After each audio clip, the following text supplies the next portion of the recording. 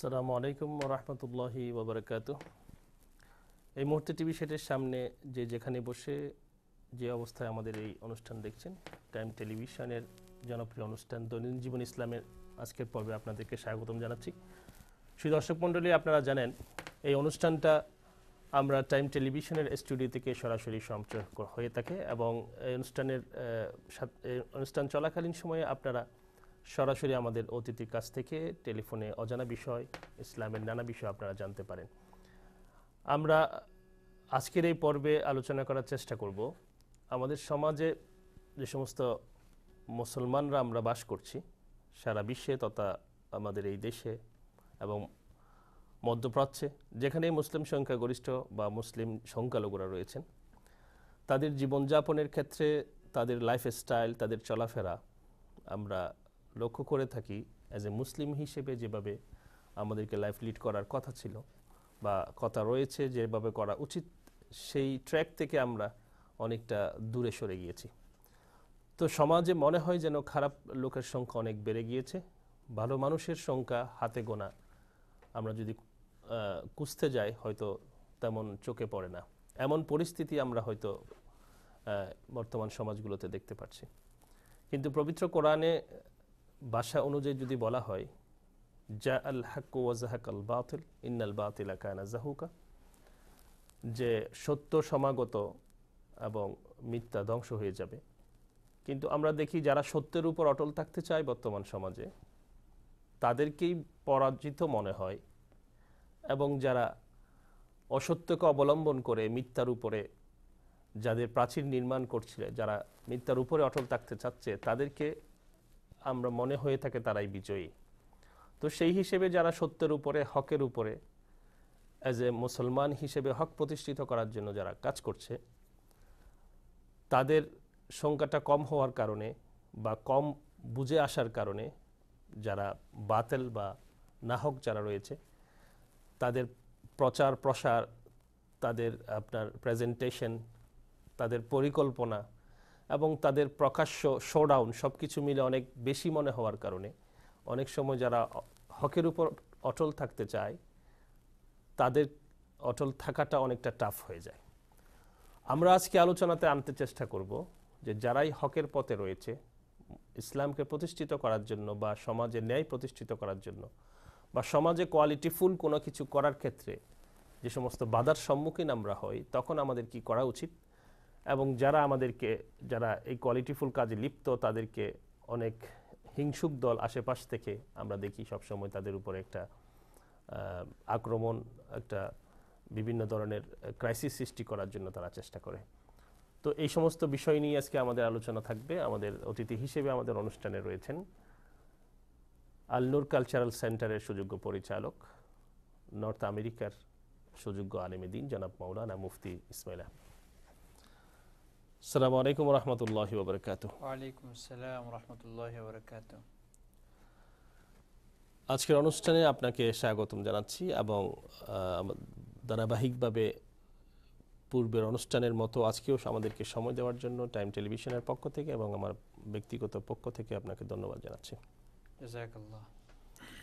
আমরা ইতিমধ্যেই রমজানের এক মাস সিয়াম সাধনা পালন করেছি এবং রমজানের পরে একটা এপিসোড আমরা অলরেডি করেছি, এবং শাওয়াল মাসের যে আমলটা 6 রোজা সম্পর্কে আমরা বলেছিলাম, এবং আলহামদুলিল্লাহ আমাদের মুসলিম কমিউনিটিতে অনেক ভাই ইতিমধ্যে তাদের 6 রোজা শেষ করেছেন, কেউ করছেন, কেউ হয়তো শেষের দিকে।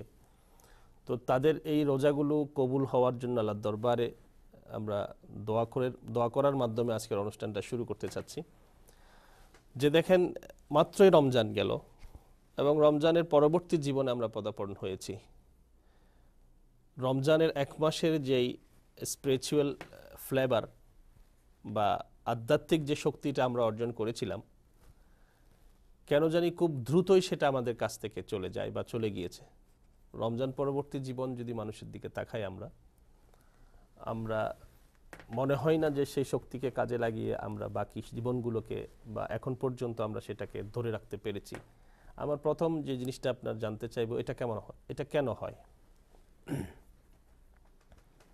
বিসমিল্লাহির রহমানির রহিম। প্রথমে আল্লাহ পাকের শুকরিয়া জ্ঞাপন করি যে আল্লাহ পাক সিয়াম সাধনার মাসের পরে আবার আমাদেরকে একত্রিত হয়ে কিছু কাজ করার তৌফিক দিয়েছে, এবং যে কতটুকু কাজ আমরা করেছি, করতেছি, করব, এগুলো আল্লাহ পাকের সন্তুষ্টির জন্য যেন আমাদের হয়ে থাকে। আল্লাহ পাক এটাকে কবুল ও মঞ্জুরের দরজায় পৌঁছায় দেন। দ্বিতীয়ত হলো এই আমরা কথা বলা, এর অর্থ এটা নয় যে এর মাধ্যমে মানুষের যতটুকু ফায়দা হোক আর না হোক, আমাদের নিজেদের যে ফায়দাটা মুখ্য উদ্দেশ্য সেটা হলো যে কিভাবে আমাদের কারেকশনটা হয়ে যায়। তো যে জিনিসটা আপনি ইঙ্গিত করেছেন যে এরকম ট্রেনিংওয়ালা একটা মাস যাওয়ার পরেও, পুরো একটা মাস, রমজান মাস যাওয়ার পরেও কেন মানুষের মাঝে পরিবর্তনটা আসে না, এর একটা মেইন কারণ হলো যে আমরা অনেকে পোশাকি ইসলামকে কবুল বা গ্রহণ করে নিয়েছি, বা পোশাকি ইসলামে বিশ্বাসী।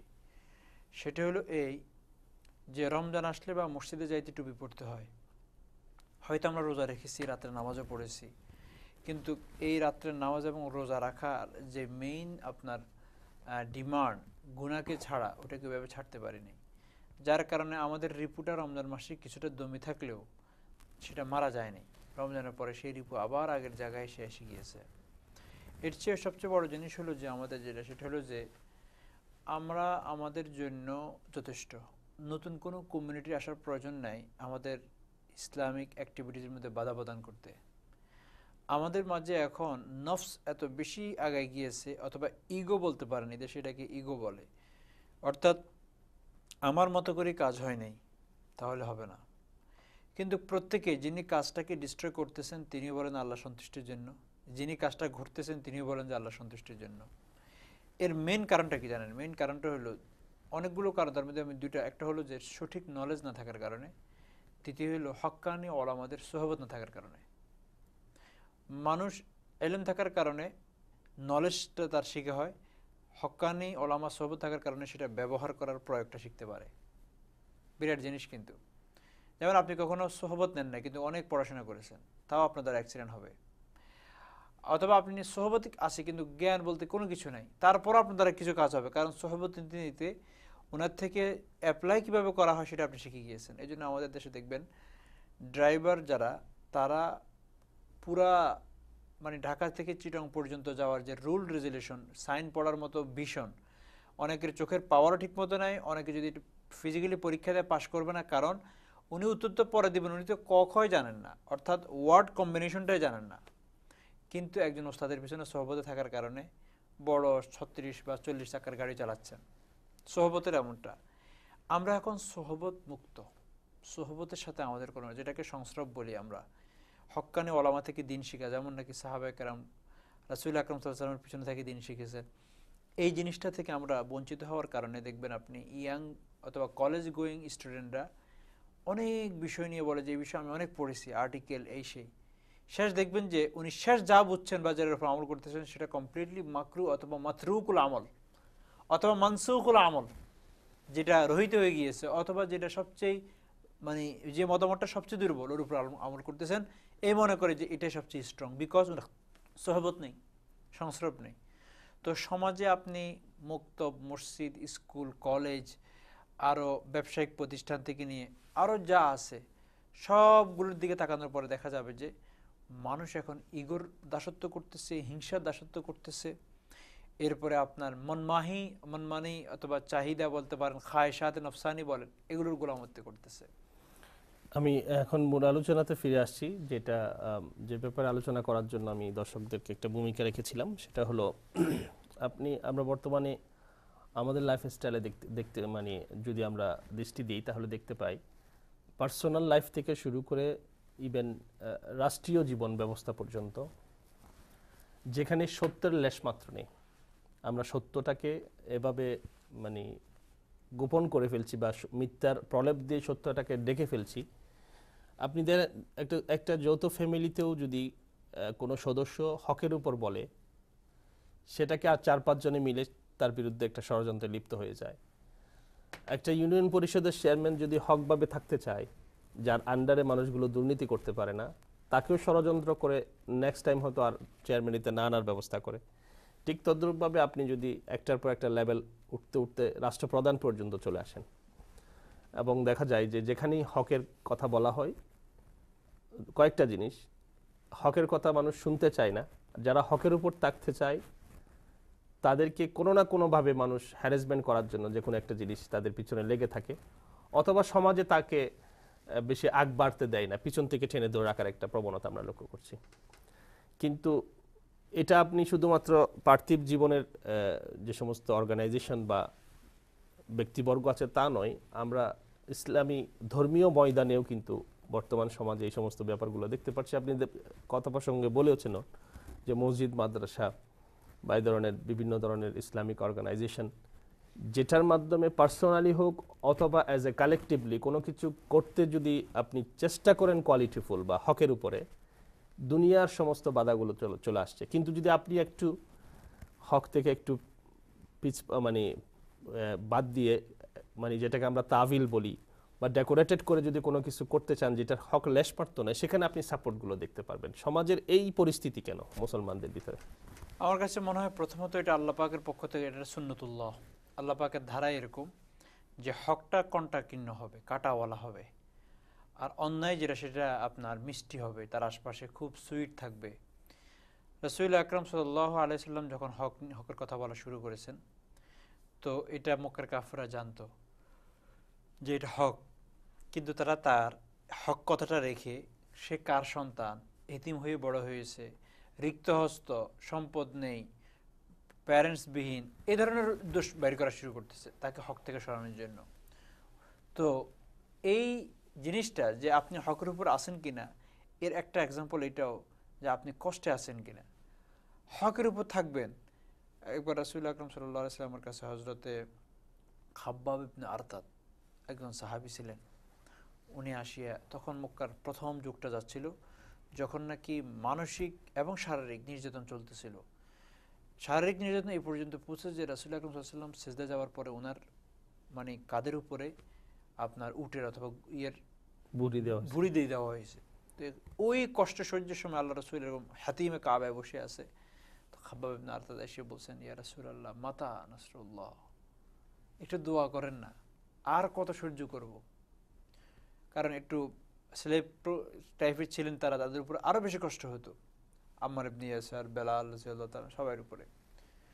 তখন উনি বললেন, কি করেছো তুমি, এত কি তোমার উপর অত্যাচার হয়েছে যে তুমি মাতা নাসরুল্লাহ বলতেছো? জানো তুমি নবীকে দ্বিখণ্ডিত করে দেওয়া হয়েছে, লোহার কাঙ্গন বা যেটাকে আমরা চিরুনি বলি, চিরুনি দিয়ে এমনভাবে চিরুনি করা হয়েছে যে গোশত সরে গিয়েছে, হাড্ডি রয়ে গিয়েছে, আগুনে জ্বালায় দেওয়া হয়েছে, ফাঁসিতে ঝুলানো হয়েছে, তোমাকে এরকম করা হয়েছে, তুমি তো এখনো জীবিত।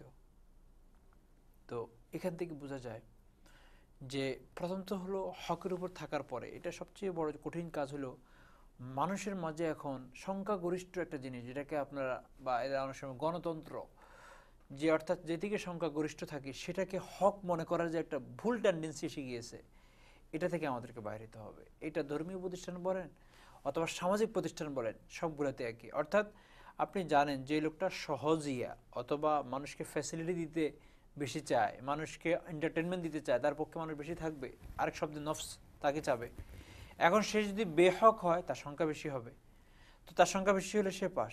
সংখ্যাগরিষ্ঠতা হওয়া হকের হওয়ার একটা আলামত অথবা আলামত না, এটা কমপ্লিটলি ভুল। যদি এটা হয় তাহলে এক রাসূল আকরাম সাল্লাল্লাহু আলাইহি ওয়াসাল্লাম হকের কথা বলছেন, পুরা মক্কা কাফের সবাই বেহক ছিল, এবং তার আহ্বানে তো সারা দিচ্ছে খুব অল্প সংখ্যক মানুষ, সেজন্য কি তারটা কি হক হবে না? এজন্য আমার কাছে মনে হয় প্রথম হলো যে আমরা হক যত তিক্ত হোক না কেন, হকটা যখন দেখবেন যে যেই পক্ষে গেলে কষ্ট পাইতে হইতেছে, কণ্টাকীর্ণ, বুঝবেন এটাই হক, এটাকে আপনাকে ধরে নিতে হবে।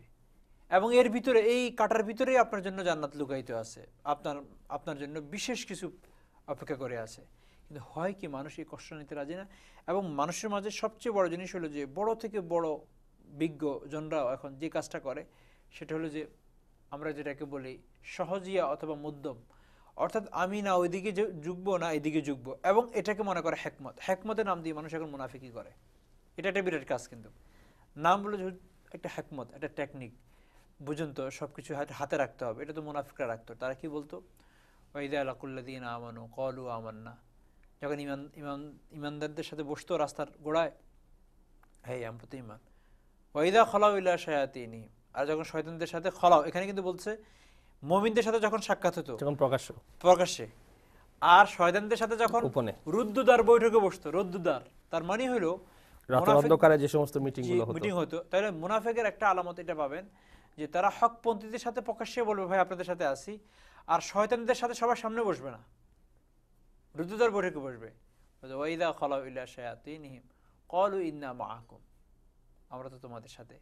কিন্তু সবচেয়ে বড় জিনিস কি, এই যে সাময়িক কিছু বেনিফিট হতে নিতে পারে, কিন্তু এদের ধ্বংস, এদের উপর আযাব, এদের কষ্ট, লাঞ্ছনা, বেজ্জতি অবধারিত। এই জন্য আমার কাছে মনে হয় যে যদি কোনো ধরনের মানে বড় ধরনের ক্ষতি না হয়, শুধু শুধু নিজের ক্ষতি করে মুনাফিক হওয়া অথবা বেহকের পক্ষে থাকা, এটা না সমাজের জন্য ভালো, এবং এই কারণে মানুষের সমর্থন পাওয়া যাওয়ার কারণে আপনার কোয়ালিটিওয়ালা কোনো কাজ করা যাচ্ছে না। যেমন আপনি বললেন বাংলাদেশে একটা মানুষ ভালো সৎভাবে চেয়ারম্যানই করবে, তো তাকে যখন পরের বার কেউ দিচ্ছে না, তো পরে একটা লোক সৎভাবে চলে না থাকলে সে বলবে যে এইভাবে কাজ হয় না, এইভাবেই তো ভালো লোক। তাহলে আমরা যারা জনগণ, আমরাই হলাম একটা মানুষকে করাপ্ট করার একটা মিডিয়া হয়ে গেলাম। এই জন্য আমার কাছে মনে হয় ব্যক্তিগতভাবে যদি আমরা করাপশন থেকে মুক্ত হতে পারি, অটোমেটিক সমাজ থেকে রাষ্ট্র বেনিফিট পাবে। এখন তো কত শুনলাম যে যারা মানে শত্রুপক্ষের কথা ধরতে গেলে যারা হকের উপর থাকে তাদেরকে ওখান থেকে বিচ্যুতি করার জন্য যত ধরনের কৌশল বা অপপ্রয়োগ করা যায়, কিন্তু একজন মানুষ যে হক পছন্দ এবং যে সত্যের উপর থাকতে চায়, এত বাধা আসার পরেও মানুষের ভিতর অনেক সময় সেটার হিম্মত চলে যায়, মানুষ অনেক সময় দুর্বল মনে করে, নিজেকে একা মনে করে। সেই অবস্থায় ওই হকপন্থী মানুষ বা হকপন্থী অর্গানাইজেশন যাই বলেন, তার করণীয়টা কি? সে কিভাবে সেটাকে ফেস করবে বা সে কিভাবে মোকাবেলা করবে সেটাকে? সে কি হক পথকে ছেড়ে দিবে, নাকি সেটার উপর অটল থাকার জন্য তার কি কোনো করণীয় আছে? আল্লাহ রাসূলের জীবনী থেকে আমরা কি পাই? প্রথম তো হলো হযরত ইয়াকুব আলাইহিসসালামের ঘটনা বলবো। হযরত ইয়াকুব আলাইহিসসালাম যখন নাকি বিপদে পড়েছেন, যে ছেলে হারিয়ে গিয়েছে, তো একটা শব্দ বলছেন ফাসবরুন জামিল। প্রথম হলো ওয়াস্তাঈনু বিস-সাবরি ওয়াস-সালাহ, এটা। আর দ্বিতীয় হলো যতগুলো পথ থাকতে পারে প্রতিহত করার, মাওয়াজাতুল হাসানা থেকে নিয়ে স্পষ্টভাবে বক্তব্যের মাধ্যমে, লিখনের মাধ্যমে, এর মাঝেও পৃথিবীতে আল্লাহ পাক কিছু মানুষ রেখেছেন যারা হক কথা শোনার সাথে সাথে পছন্দ করে এবং তারা হকের বিপক্ষে যেতে চায় না, তাদেরকে বোঝানোর চেষ্টা করা। এবং সবচেয়ে বড় জিনিস হলো এখন হলো প্রপাগান্ডার সময়। আপনি যেটা বলছেন, মানুষ মিথ্যার প্রলেপ দিয়ে সত্যকে এত নিচে ডেকে ফেলে যে আপনি সত্য বললে মনে হয় যেন আপনি মিথ্যা বলতেছেন, আর যিনি মিথ্যা বলতেছেন তারটা মনে হচ্ছে সত্য। কথার মেকিজম আছে, কথার ভেলকিবাজি, এরপরে সৎ বা সত্য লোকদের সাথে আরও কতগুলো জিনিসকে মিশ্রণ করে। তবে একটা জিনিস কি জানেন, আপনি যদি সৎ হন আর আপনি বলেন যে আমার কখনো কোনো কষ্ট হচ্ছে না বা আমি কখনো কোনো কিছুর সামনে তোপে পড়ি নেই, তাহলে বুঝবেন যে আপনি হকের উপর নেই। হকের উপর থাকবেন আর মুক্কি জিন্দিগি আসবে না, তায়েফ আসবে না, বদর উহুদ হবে না, তাহলে আপনার বিজয়টা কোথায় হবে? কিন্তু ওর মধ্যেই আপনাকে আপনার মতো করে উত্তম পদ্ধতিতে প্রতিহত করে একটা সময় ইসলামের ঝান্ডা উপরে উঠতে হবে। প্রত্যেকের জন্য আমি মনে করি যে মুক্কি জিন্দিগি আছে, বদর উহুদ আছে, যদি হয়তো হকের উপর থাকেন। আর যদি হকের উপর না থাকেন তো কারোর জন্য কখনো কোনো কষ্ট আসবে না। কিন্তু যে কষ্ট একবার আসবে, পেয়ে বসবে, ইন্না আযাবিল্লাহি শাদীদ, ইন্না বাতাশা রাব্বিকা লাশাদীদ, সেটা বড় কঠিন আর কষ্টদায়ক, ফিদ্দারকিল আসফালি মিনান নার। তো আপনি মাউইজাতুল হাসানা পর্যন্ত বলেছেন, এখানে আরেকটা শব্দ রয়েছে যে ওয়াজাদিলহুম বিল্লাতি হিয়া আহসান, এবং আরেকটা যেটা আমরা জানি হিকমত, যেটার কথা আপনি আগে বলেছেন। তো আসলে এর আগে যে জিনিসটা আপনি বোঝাতে চেয়েছিলেন যে আমি কোনো পক্ষেরই না, নিরপেক্ষ একটা পথ অবলম্বন করার মাধ্যমে, এবং সেটাকে বোঝাতে চাচ্ছি সেটা প্রজ্ঞা, সেটা হিকমত, যার কারণে আমি এটাকে এভাবে ট্যাকেল করতে হয়। কিন্তু এমন সিচুয়েশনও তো আসে যে যেখানে আপনি একা ফাইট করতে পারেন না, বা এমন কিছু জিনিসকে আপনি ছাড় দিতে হয় সমাজে বেঁচে থাকলে, তো ছাড় দেওয়াটাকে এবং ওইটাকে ম্যানেজ করে চলাটাকেই বলা হচ্ছে হিকমত। এখন ছাড় দেওয়ার বিষয়গুলো কি হতে পারে? যেমন ধরেন কিছু বিষয় তো এমনও আছে যে বৈধ পন্থার ভিতরে যে আমি বেশি গাঁটতে গেলাম না। অনেক অনেক অনেক সময় বলা হয় যে আমি একা অ্যাজ একজন মানুষ হিসেবে কত জিনিসের বিরুদ্ধে প্রতিবাদ করব, বা কতক্ষণ পর্যন্ত আমাকে আমার উপরে স্টে থাকতে হবে, আমি হিকমত অবলম্বন করতে পারবো না। এরকম কোনো কি স্টেজ আছে? না, সবচেয়ে বড় জিনিস হলো আপনার যদি নিজস্ব কোনো স্বার্থ থাকে আপনি সেটাকে জলাঞ্জলি দিতে পারেন, যে আমি এই ব্যাপারে বা আমার এই, কিন্তু যেটা শরীয়তের কোনো বিষয়, যে এই বিষয়টা আমি না জানালে, না ইনফর্ম করলে আমি শুধু ক্ষতিগ্রস্ত হব তা না, আমি ব্যক্তির কোনো অসুবিধা নেই, কিন্তু এর দ্বারাই শরীয়ত, ইসলাম, ইসলামিক প্রতিষ্ঠান বা মানুষ বা মানব জাতি বা হিউম্যান বিং, শুধু মুসলিম না নন মুসলিম, উইল বি এফেক্টেড, তখন এটাকে আপনি ইনফর্ম করা উচিত। এই জন্যেই, কারণ আপনি যদি ইনফর্ম না করেন এর দ্বারা অন্যরাও আপনার এফেক্টেড হয়, তাহলে আপনি গুনাহগার হবেন সহযোগী হিসাবে, যে আপনি জানিয়ে কেন ওয়ার্ন করেন নাই। আপনার ইমানি দায়িত্ব হলো গণসচেতন তোলা। হ্যাঁ, গণসচেতনের ব্যাপারে আপনার সামর্থ্য অনুযায়ী আপনি কলমে লিখতে পারেন না, আপনি কি করবেন? আপনি বলতে পারেন, বলতেছেন কিনা, আপনি প্রতিবাদ করার কোনো ভাষা আছে সেটা আপনি ব্যবহার করতে পারেন। আর জলাঞ্জলি দেওয়ার কথা, যেটা আপনার জাতি সম্পর্ক, যে এতে কারো কোনো ক্ষতি নেই, আমার নিজস্ব হতে কোনো কিছু, বাস ইজ ফাইন, কিন্তু শরীয়তের, ইসলামের, প্রতিষ্ঠানের অথবা মানুষের, মানবকুলের, হিউম্যান বিইংয়ের, সেটা আপনাকে বলতে হবে। অনেক সময় দেখা যায় যে আমরা বড় বড় উচ্চপদস্থ সৎ কর্মকর্তাগুলোর জীবনী যদি আমাদের সামনে আসে, দেখা যায় যে করাপ্টেড মানে পরিবেশের সাথে ফাইট করতে না পেরে তিনি রিজাইন দিয়ে চলে আসেন, এমন কিছু ধরনের টেন্ডেন্সি তাদের ভিতরে আছে। এবং এক সময় দেখা যায় যে তারা, আমি ব্যক্তিগতভাবে কিছু মানুষের জন্য এমন জানি যে তার একটা হক প্রমোশন আটকে দেওয়া হয়েছে, ঘুষ দিচ্ছে না সেজন্য। তো সেই ক্ষেত্রে আপনি কোনটা বেছে নেবেন? যে সমাজ যেহেতু ঘুষের প্রচলন বা এটা সমাজের ব্যবস্থাটা এমন হয়ে গেছে যেখানে হক জিনিস আদায় করতে হলেও ঘুষ দেওয়া হয়, তো এই ক্ষেত্রে আমি কোনটা বেছে নিতে পারি? সমাজের সাথে গড্ডালিকা প্রবাহে গা ভাসিয়ে আমার ঘুষ দিয়ে প্রমোশনটা নিব, নাকি আমি রিজাইন দিয়ে বা যেখানে আছি সেখানে গাপটি মেরে বসে থাকবো? নে, এটাকে কিন্তু সবচেয়ে একবারই লাইফের প্রত্যেকটা অ্যাসপেক্টে একটা জিনিস খেয়াল রাখবেন, যে আপনি যখন কোনো বিপদে পড়বেন বা যেটাকে আপনাকে প্রথম বেছে নিতে হবে যে হক কোনটা।